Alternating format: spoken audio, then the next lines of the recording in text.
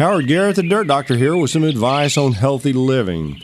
I use baking soda every day to clean my mouth, teeth, toothbrushes, etc. I think that the use of baking soda is one of the reasons I don't get colds and have never had the flu.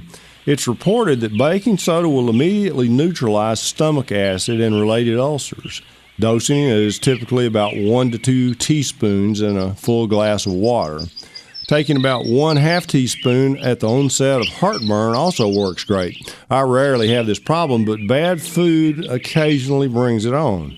For sunburn, 1/2 cup of baking soda in your bath water gives natural relief. To avoid toxic chemicals found in common deodorants and antiperspirants, use baking soda mixed with water instead. For toothpaste, use a mixture of 6 parts baking soda and 1 part sea salt.